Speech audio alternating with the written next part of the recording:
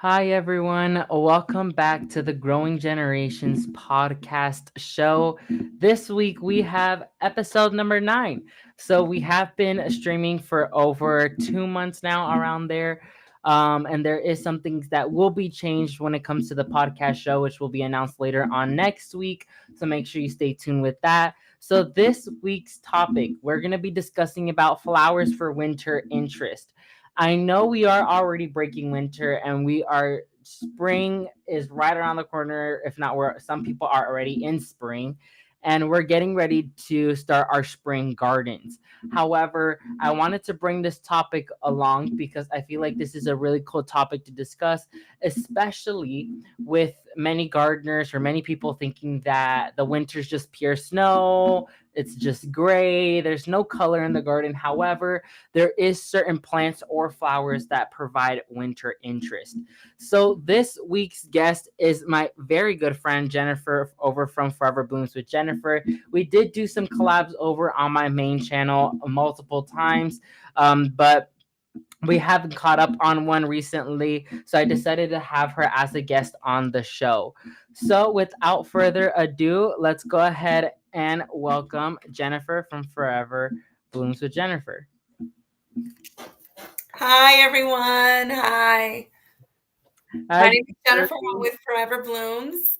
I am from Southern New Jersey, Zone 7A. So that is sort of what I deal with. We have cold winters and very hot summers, high humidity. So not maybe not as hot as Florida, right? And not as humid as Florida most years. So hi, nice to meet everyone.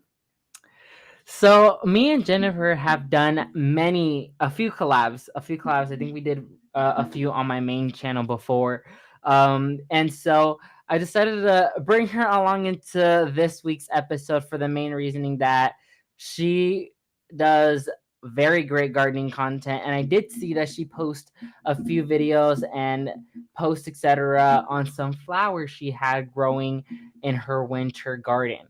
I know it varies. I know there's many plants. It's not only directed to flowers that give winter interest. I know there's other plants which we will discuss later on in this week's episode. And so let's go ahead and jumpstart this episode with the very first question I ask every single gardener who joins us on this live stream, which is, how did you start gardening? So I started gardening in 2017. And the reason that I started gardening is because I bought an ugly house. I did. It had been abandoned for maybe, I don't know, 2.5, 3 years. We bought it as a fixer upper. We were pouring lots of money into the inside of the house to make it livable and good for like our family. And by the time everything was said and done, we didn't have a budget left over for any of the landscaping, and I really had not been into flowers before then, but I was just felt obligated to do it because I felt like my outside of the house needed to look nice as well. So I started to learn like cheap ways to do landscaping and flowers and stuff just to get something out. And I remember like the first time I grew anything by seed, I was obsessed. I was absolutely from the first moment captivated, obsessed. And then seed starting turned into like uh outdoor plant obsession, which turned into house plants, which then turned into getting a greenhouse, which then I was like, oh, I can do vegetables. And so I started to have a vegetable garden. So it all sort of snowballed into this. Oh, now I'm this just crazy plant lady of the neighborhood, which is wonderful. Yeah. Yeah, I definitely see many people doing that when they are not very interested in gardening, and then just some detail like landscaping in their house, or they see someone else doing gardening and they start off the simplest, more affordable ways to do gardening, and just they just keep progressing. They keep progressing over time, which is something I tend to see a lot. And so I know you do landscape planting. I know you do have a greenhouse. And I know the last time we spoke, you had what was it? It was like a raised bed garden. Yeah. I forgot what the name of it was. It was It was a cedar raised bed garden yeah, from Gardener's Supply that I put together. yeah. It So I was have a like little a bit of everything. Yeah. yeah. You had Oh, you're talking about the veggie pods. oh Yes. yeah, the veggie pot. There you go. Yeah. So There if you you go. guys don't know, he's talking about these raised beds, but they have legs. You can buy them with legs so you don't have to bend over. And then, so it just looks like a big long raised bed that's level to you.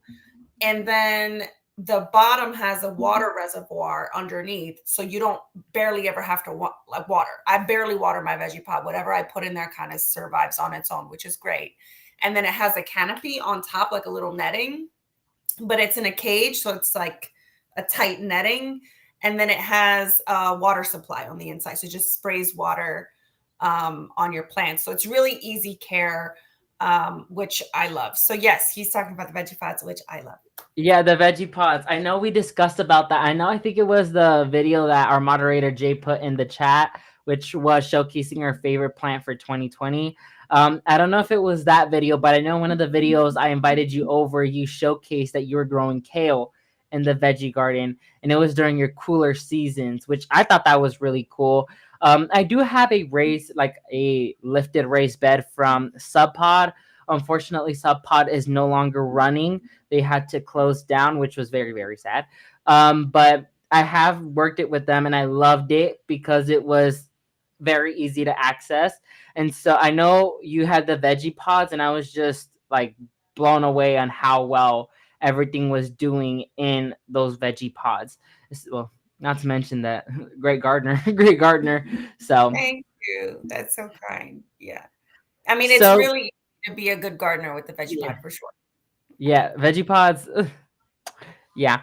So moving on to the next question is we are already moving into our growing season. Well, here in South Florida, we have all year gardening. We don't have a break because we don't have any winter. If not, winter is our favorable growing season. However, I know for people like in New Jersey and Oregon, when they're just starting to awake into spring, I know that once some gardeners enter that spring, it's full runner mode. It's like, let's go. And so, what are your plans for this growing season? Like, what's the plan out for this year? This growing season is all about making it easy on myself. So last year, like I said, I had a lot going on at work. And I feel like I over planned and over committed early on, knowing that I would have a crazy summer because I had to do like take a big test for work in the summer. And I knew that I wouldn't be around. But of course, you did the thing that gardeners do, and we like plant everything anyway, and we buy the plants anyway, knowing we don't have anywhere to put them or you don't have time to plant them. And my garden wasn't, I mean, I had stuff that I was able to harvest, thank goodness, and it was still fun. Um, but just sort of allowing myself the grace and mercy to just slow down. And what that looks like for me is like plant, like this year, maybe one experimental plant, but everything else, let it be something that you actually eat, something that's easy to grow. So this year, it's going to be the staples. It's going to be the peppers. It's going to be the tomatoes. It's going to be, um, maybe some leafy greens. It's going to be, I love watermelon and squash. So I'm going to keep it very much this year, the plants in the vegetable garden that I eat and that are easy to grow and that I know how to grow. Maybe like a couple experimental plants, but that's it. In the ornamental garden, I am actually going to do one of my fence lines. I'm actually going to put a fruit tree in for the first time. Yes, yes. Like I should have done this years ago. But it's a nice size tree and it's going to give us fruit this year because it's a nice size tree. And we've already dug out the hole. We just got to go get some compost and starter fertilizer and put it in. And that whole fence line is going to be things that come back every year that give you Mhm. and or flowers, but things that come back and it's sort of dedicated space. So like your grapevines, your fruit trees, your asparagus, that whole row is just going to be fun stuff that comes back every year. So that's my main plan, is to work on the back, because I feel like I have worked on the front a lot, and the back of my yard, my back garden has been sacrificed. So this year in the back, it's just all about going all out. So Yeah, definitely. The same thing is over here. Like us gardeners have the tendency to know that we will have a busy year or a busy season coming up, and we completely ignore it. We just don't we care. We don't just care. we just plant it out. We're like, we got this. Comes time we don't. Yeah. So with on my side of the thing, on my end of the things, I have my nursery to go ahead and situate out. We had our grand reopening last week, and so we have a full season coming up ahead. I have the pages to post on. I have school that's coming to another wrap up year, and so I'm getting packed with work. And so what I did was the same thing. I let go of the high maintenance thing, and I just planted things that I just have to like ignore for them to thrive. Yeah. And so that's why I kind of switched over to agroforestry, because it's like I'm planting you. It's either you grow or die. Because if you die, I'll replace you with something else. And so it's just a constant thing that I'm growing or doing. And I have to agree that never be afraid of making changes in the garden. If you feel like it's a lot, tone it down a little bit. You could always have a break one year. Doesn't mean you have to completely stop. It's just you have to tone it down, bring it back a little bit, which is something that I definitely have to agree. So, moving into our next question, which is about the topic. So, I know when it comes to winter, well, for me, not like we have lots of heat and humidity. So, we have all year season interest. Some of the perennials that or annuals that are considered in other zones, like coleus, petunias, and stuff like that, they might grow as perennials here in South Florida because of our very long growing season. However, I know places like New Jersey and such not, they get snow. They get very cold. I don't think I'll survive in cold. Um, and so I know there is plants or flowers that offer winter interest, whether that be all winter, endings of winter, just they showcase their true colors, peak during their winter season. So, what are five flowers or plants or any type of plant that you've grown that has provided winter interest? Sure. So you know that my ultimate like go-to winter interest plant is hellebores. I'll never stop going on and on about hellebores. So if you guys have never heard of the word hellebore, you might have heard of it as Lenten rose or helleborus. And it's basically a low-growing perennial plant with evergreen leaves. And then in the winter, flower stalks go up and bloom all different types of colors. You have single blooms, you have pointy edges, petals, you have double blooming with a really floofy, dark purple, almost black flowers, all the way to like bright, clear white flowers and everything in between.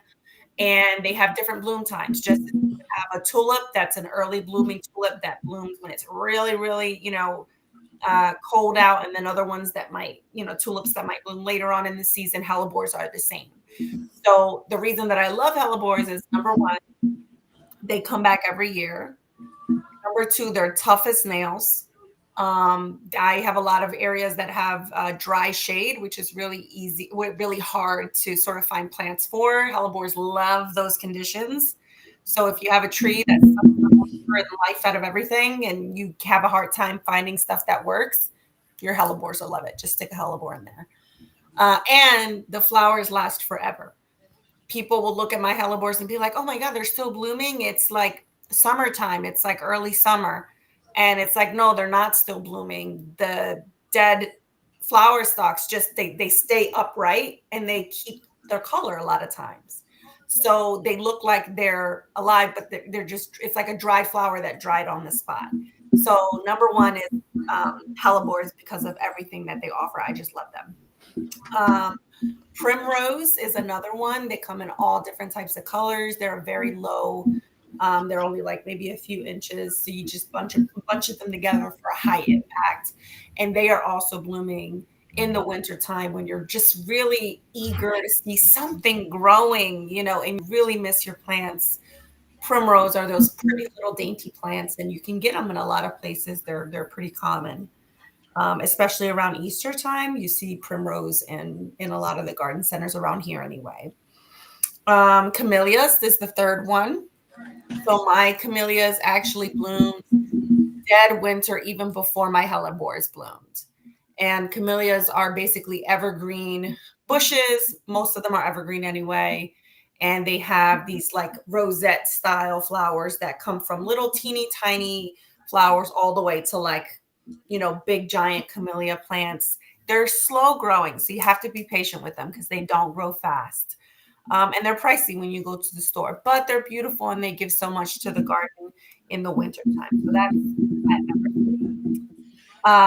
The next one is plants with berries on them. So any kind of like evergreen that has a berry that holds on to them throughout the winter.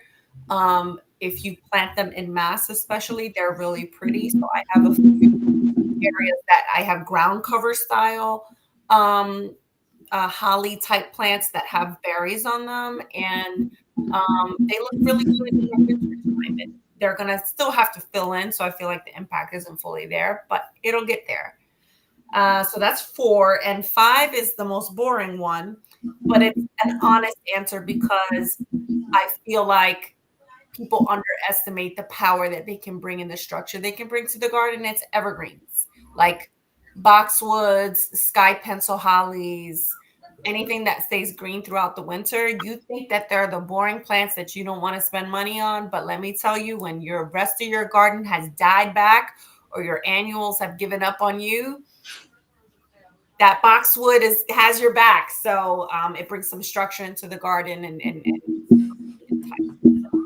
those are my five plants. I definitely have to agree with every single one of the ones you mentioned, especially hellebores. Unfortunately, here in South Florida, we can't grow hellebores.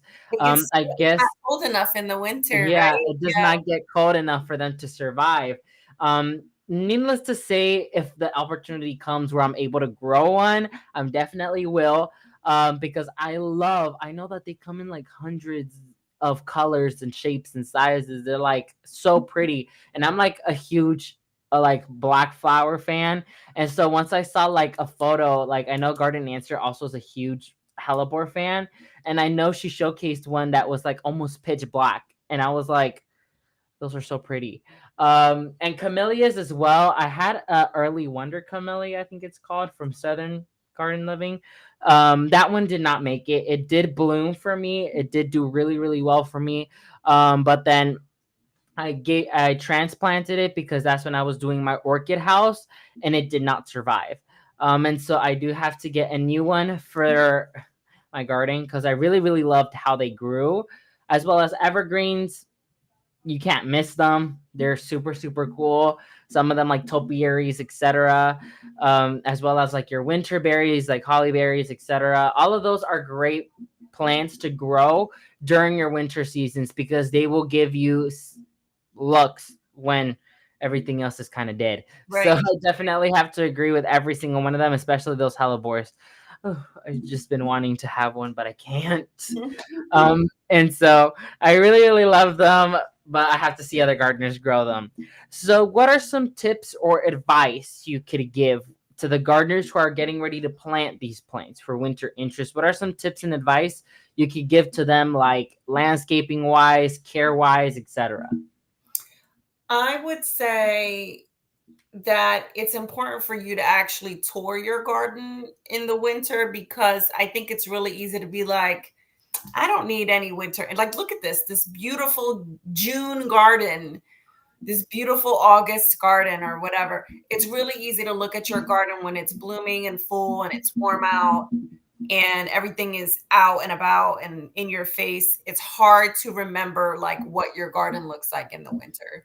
So the biggest piece of advice that I could give people who want to have winter interest is to actually go out in your garden in the middle of winter and see what's lacking.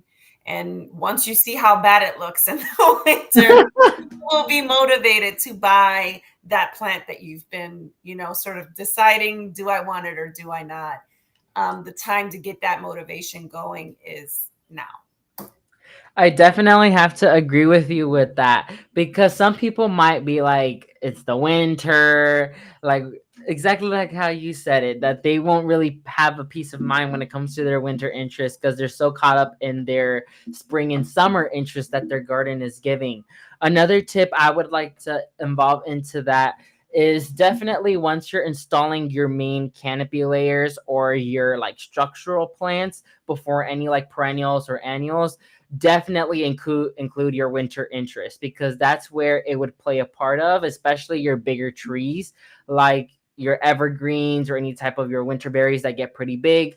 That's where you want to install them. And then later on you could go ahead and install your winter interest for your like your perennials, which is the most important part, which is to properly lay out your landscape so nothing else is covering it, because you don't want to have like a winter interest all the way in the back and then like while everything's dead it's like so far that you can't barely see it. So I would recommend to definitely lay out your garden like Jennifer said. Go out of winter season, look at your garden, see how it's looking during the winter, how sad it's looking, and go out and plant your winter interest. If you have to wait a year to see how it looks, definitely do that, which is something I really really like when it comes to those tips. So speaking of planting these winter interests, what are like when it comes to a specific time period? Where well, like around what time throughout the year would you recommend for people to go through and plant these plants? I think that depends on the type of plant that you buy. There are some plants that you can plant all year long and they're tough as nails and it wouldn't matter when you planted them. Um, but then there are other plants where you can only find them in certain seasons. Like good luck finding a hellebore that's in good condition in the middle of August, right? It's the middle of August. They have hydrangeas out at the garden centers. They don't have hellebores anymore. They have hellebores in February and March and April, and that's it. At least in my area. So sometimes you have to plant them when you can buy them. And what I do as an example is I get my hellebores in February and March. I decorate little pots and my planters, and I do the window boxes for Easter with them. And then when I'm done with them, I empty out the pots and the window boxes and I plant those things in the ground just in my landscape. And then the pots will just have your annuals in them, when May comes. So it really depends. And so other things prefer a fall planting and other things prefer spring. So, for example, for evergreens in my area, the instruction is always like fall time is better for big trees and shrubs and evergreens. Fall is better for that kind of fall interest. So, um, a lot of the times people will say that your garden center puts plants out around the time that would be good for them to be planted. So, for example, I have a fruit tree, I bought a nectarine. Those are out now because the garden centers know, especially if they're outdoor grown, that even though it's winter out still, it's very early spring here, they will survive in our area and they are acclimated and they're, a good time to plant them is now. And then later on, they'll have big selections of shrubs and trees and big plants in the fall that like fall planting, or they'll have a big selection of bulbs. Talk about winter interest, right? A big selection of bulbs, and mainly they'll get them in the fall. So it depends on the type of plant. Yeah, I definitely have to agree because, like Jennifer mentioned, it's definitely like the nurseries help you out a little bit. They will only introduce plants when they're ready to be planted out into the landscape. Because here, like here in South Florida, what they would do is that they won't have a petunia out during the summer because they will die. They will literally suffocate in our heat. So they would only have them out during our cooler seasons. So the nurseries definitely adjust their inventory based on the season it is and what could be planted during that time, which I definitely have to agree with, like bulbs, because there is thousands of bulb varieties and species you could choose from that that you're able to plant during the fall to give you like early like there's some that bloom very early, and I know I have seen some gardeners who are like the like a certain time period in the year, like in the beginning of the year, they have their flowering bulbs already coming up and giving them color early on in the season. So I know that's definitely another one to definitely keep in mind when it comes to choosing your winter interest, is to definitely plant them and your nurseries have them out, which is definitely ideal. So moving on to the hundreds or thousands of plants you've grown in your gardening journey, what has like caught your attention? Which one is your favorite plant? My favorite plant, like ornamental or vegetable. Do you care what category? You can say one for each one. You can say a generic one. Up to you. I would say, oh, hi. I see the vintage gardener is logged on. Hi, Hi. Brooke. Um, I will cheat and I will answer a question that you did not ask, but it goes with it. Okay, so my new surprise favorite plant. That's how I answer the question. The plant that I didn't really think that I would love, love, love, that kept giving, giving, giving in the garden was because I was into cut flowers this past season and then the season before. And the flower that I always knew I could go out and pinch some flowers and make a little teeny bouquet of something was snapdragons. My snapdragons do really well in the garden, and I collected them from seed, and they actually made it all the way through the summer, and they were blooming all summer. And I had read online that they were, they like the cold weather, but they were thriving. And they always had flowers on them. Like I always could. And they're more of a filler. The ones that came up were from seed and they came up more like a filler plant. But they just, made me so happy because I always knew if I needed something, to little pop of color in between the dahlias I was growing, that I could add that as like a little filler. So I don't know that snapdragons are my favorite plant of all time, but they're like the surprise plant that I didn't know I needed. Yeah, definitely. And because I know some people grow snapdragons that are like super tall. They're like they get very tall. And I like look at them and I am like astonished because the snapdragons we grow here, they're the small little like bush type ones. They're like the small little itty bitty ones that don't get too big. About they get like the biggest they'll get is like about a foot around there. But Yeah. I've seen some like snapdragons get crazy tall, and I am like jealous because I'm like I want those huge stalk of flowers in the garden. And so I definitely have to agree with you with that.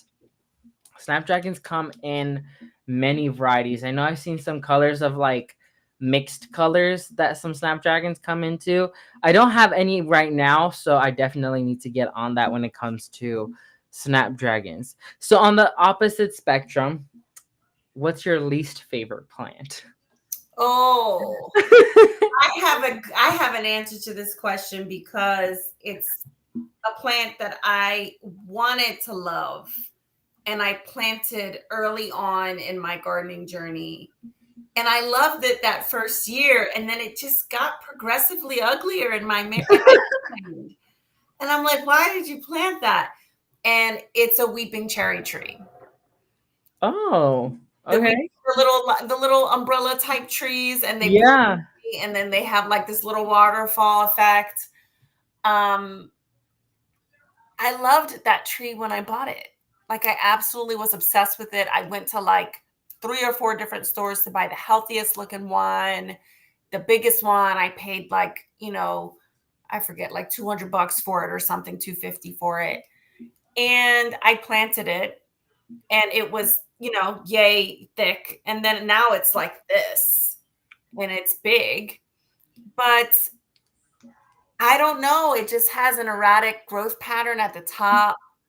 For the first year, this year, it didn't bloom right. It got sick over Oh. the past year, and it has like a little canker, some kind of, I don't know, it looks like a infection on the it, yeah, and it's in an odd area. Like it isn't growing the way I thought it would. It doesn't look right.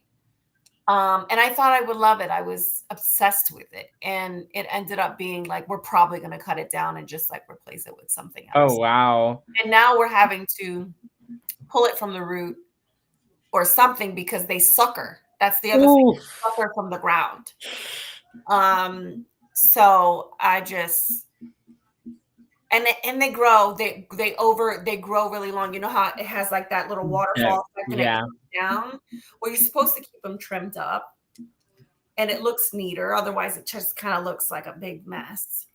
But what they don't tell you is it's not like you're trimming it up even once or twice a season. I mean, I could go out there every 3 weeks in Oh the whoa. season and have to trim that thing back. Like it's too much maintenance for me. It just grew too fast and not in the way that I wanted it to. So it's a lesson, like to me, that it's okay to not like things that you thought you were going to love in your garden, and to just be done with them. You don't love it, buy something else, girl. Like you love buying plants, so go buy something else that looks better. Yeah, it's definitely like a weeping cherry tree sounds so spectacular. It sounds so pretty. But I know there's some things in the garden that you're gonna like, wow, I'm gonna love this in the garden, comes to the final moment, and you're kind of disappointed in a way. And so the same thing happened with me around like I've been trying it every single year, which was the I don't know if you've seen them, which is like the white scallop squash or the patty pan squash. Like Yes. it's the super pretty white scallop squash. And I really love it. I tried growing two varieties, which was the white and the green, like a minty green one. Um, and I was like forcing me to like trying to love it because You're I like, was it's like, not working out. because Yeah. I'm like pushing towards the production of these plants. I'm like, come on, plant after plant after plant. They just kept dying. They would get to such a prolific stage and then just wither out. And I just kind of like forced myself to get more seeds and plant them out because I'm like, you're gonna grow today, you're gonna thrive. But it just didn't work out, and so I had to like put the seeds away and like call it a day Yeah, because it's like, sometimes you just have to come to terms with it. yeah. And the vintage gardener says, I considered getting one of those. Glad I didn't get it. Yeah. I mean, I suppose there are people out there who like would love it. I just didn't think it was worth it. I feel like there are other things that you can put in your garden that will give you more. So, Brooke, I did not deal with any squash bugs. I don't have squash bugs here in South Florida. What I deal with is the fact that they're very sensitive. If you're like it's like literally meaning if you're like a half a week or a week late, they will die on you. And just even during our peak season of growing our cucumbers and like squash in general, any type of like zucchini or crawling squash, anything like that, they just tend to wither out. They just perform very bad here in South Florida. You could give them new soil, plant them in containers, they just don't thrive. So what we resolved to was Seminole pumpkins, which is like a Florida variety, and those do perfect. They will like choke out your other plants, and give you nice sized pumpkins. But it's just I don't know why they aren't thriving in my garden for some weird reason. I know I've wanted to try to grow a white pumpkin, Casper.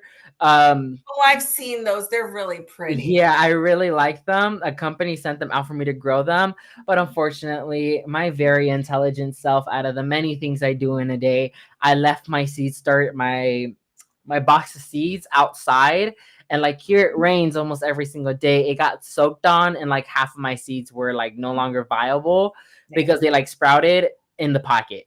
So I had, and one of those was the Casper pumpkin, so I have to wait until I get my hands on another one. But I definitely have to agree with you with that. If you don't like it and you're like kind of forcing yourself to like love it, but it's just costing you an arm and a leg to care for, just kick it to the curb. Yeah, It's it's just okay. It's okay to plant something that you spent money and time on and just say, you're out of here and you just, gotta go. yeah, you gotta go. Yeah, I definitely have to agree with that. So, one of the things I love to discuss about is plants that you are interested in growing, something that you haven't grown yet, but that you've seen and you're like, I want to grow that. So what is a plant or plants? Because I know that any gardener does not want to grow only one plant for in their garden. They want to grow multiple new ones that they've seen online or in their nurseries. What is a plant or plants that you want to grow that you haven't grown yet? So, speaking of vintage gardener, are you there, Brooke? So, Brooke from the Vintage Gardener actually has a bunch of plants. She's started a nursery and she has a bunch of plants in her catalog that she'll be offering this season that are quite unique. They're not things that you can find necessarily in garden centers. They're items that are like specialty varieties and things like that.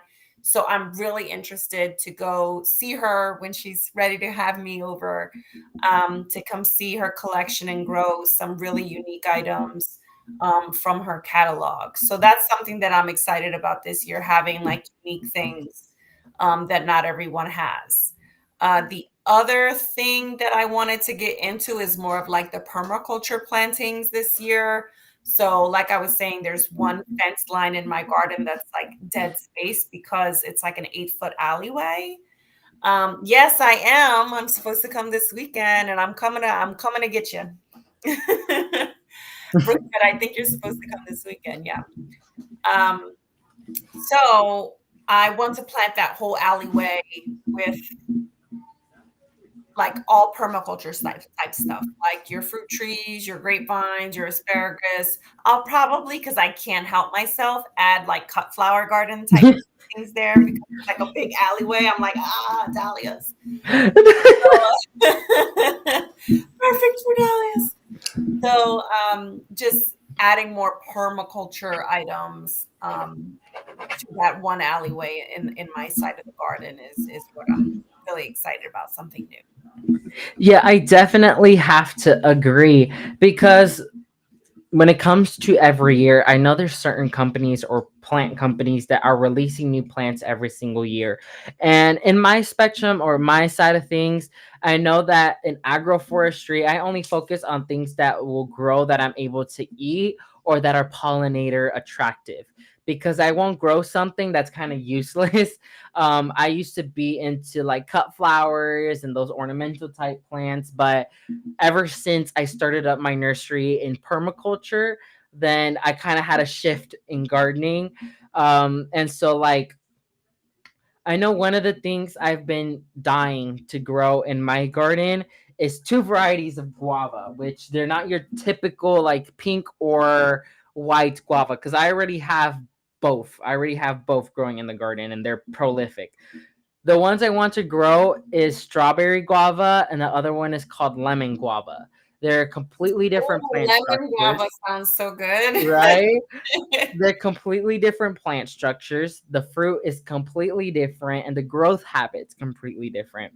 So I'm thinking that I will have more success with these guavas because here in South Florida they tend to get highly diseased. However, the I production would does think not they change. would love it. I Huh? I thought they would love it. They do love it, but they just get like badly diseased by like mealy bugs, black mold. Like they will have like four different diseases on it at the same time. However, that will not affect the plant's growth because they'll be flowering and fruiting at the same time, and the fruit does not change, which I really really like. But those are two varieties I've been like dying to eat to grow. And another one that I just got that my friend Sydney from Believe Tropicals, she works there. She like focuses on those rare house plants that you've been seeing going around.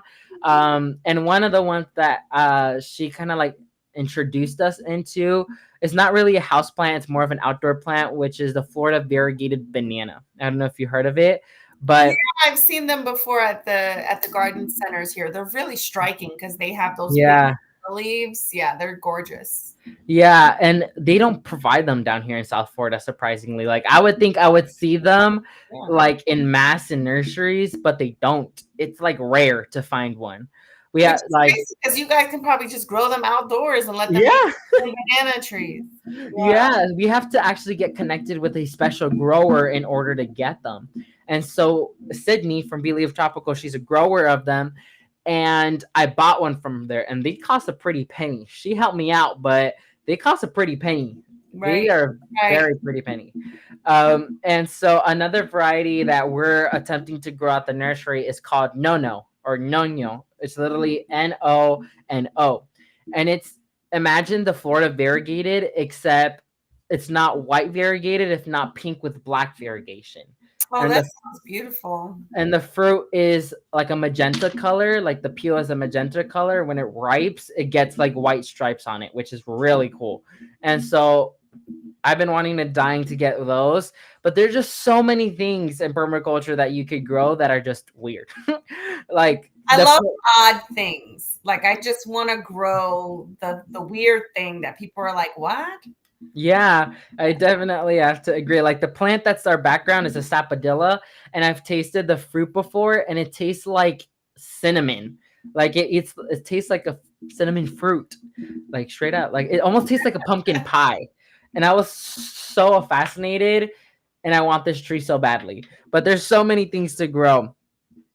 So now moving on to our last and final question for this week's episode is something I like to have all of the guests on on the podcast show is to give tips and advice for any beginner gardeners in general. So what are some tips and advice you could give to any beginner gardener who is willing to enter the garden industry but doesn't know where to start? So for beginner gardeners, I would say the most important thing is to know from the beginning that you are not going to be successful at every single thing that you touch. And that's okay. But it's also a reason early on in your journey to plant easy things and go easy on yourself. If you want to challenge yourself and you're the type of person that doesn't get discouraged with not getting immediate gratification, that's fine. But if you're the type of person when you start a new hobby, like if you do it and it flops and it doesn't work out the way you thought and you just like forget it, I'll move on. If that's you, sometimes I can be like that. Start easy. You don't have to plant things from seed the first year. So for example, if you want to get into vegetable gardening, instead of going all out spending hundreds of dollars on soil and compost and a garden bed and growing everything from seed with the grow lights and the trays and the the heating pads underneath, it's okay. I didn't do that when I first started. You get a big giant plant, buy one bag of potting soil, go to the garden center, buy a pre-grown tomato plant, and put the dang tomato plant in the pot. Enjoy your tomatoes just for the 1 year that you're starting. Enjoy the fruit of the labor. And then, you can go into these other things because if you're the type of person that just needs that immediate gratification, you may not get that with gardening because it's not always like that. I've killed plenty of plants. I'm a good gardener. I've killed plenty of plants though. So it happens. We all do it. So start slow, be easy on yourself, and just enjoy the ride, whatever that looks like for you. I definitely have to agree with that because I know I've heard in many cases gardeners like, I didn't become a gardener for the main reason that I grew a cactus and it died. Well, is that your first and only plant that you grew? Because gardening is all about experimenting. That's, I always call gardening experiments because you're always trialing out new things that you're wanting to grow, but you don't know how they might grow. Now you might have your natives. Like here in South Florida, we plant a banana tree, an avocado tree, a mango tree, any of that, we'll know we're gonna get success from that tree. Right. Now, depending on the variety, is the production. However, any type of tropical fruit tree, we know like is gonna grow. And I know for probably New Jersey, like camellias and stuff like that, you plant them, you'll know and expect new like success. However, if you're trying out something that there's not huge knowledge in your area about, don't get discouraged about it. Because, for example, here in South Florida, I've tried growing hundreds and hundreds of hydrangeas, and every single one of them has flopped. No, you're always trying with the They flopped. hydrangeas. Flopped. And so I'm actually getting ready to get a new variety that came out this year that I was put on the PR list for it, which is called the Eclipse hydrangea from First Edition Plants. And Oh, it's I like haven't heard this, of it. it's this like, it's a hydrangea microphylla, but it has these bright, like almost red flowers. And the leaves are like that dark, almost pitch black color. So the So that's your contrast, jam then, because you like very bad. very dark flowers with the Yes. Yeah. And so they're sending it out to me to grow. It's an experiment. I'm going to be babying that plant like crazy.